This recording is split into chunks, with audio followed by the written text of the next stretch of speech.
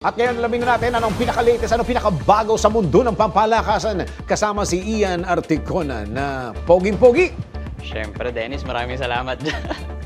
Isang Java chip. Sige, mamaya. Magkakaroon tayo ng Java chip mamaya. Sige, sports na tayo. At narito ang ating latest sports update. Lakers pinatibay ang home winning streak matapos talunin ng Spurs. Narito ang aking sports news.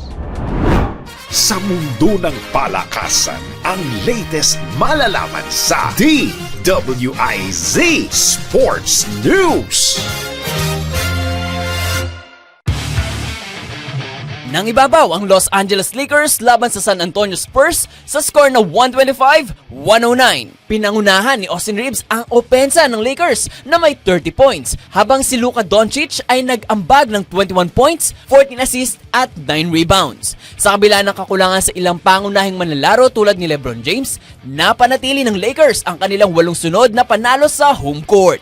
Samantala, si Stephon Castle ng Spurs ay nagpakitang gilas din na may 23 points. Ngunit hindi ito naging sapat upang pigilan ang kanilang ikalimang pagkatalo sa 7 laro. At yan ang aking Sports News. Ian Articona, nagbabalita ng tama, naglilingkod ng tama.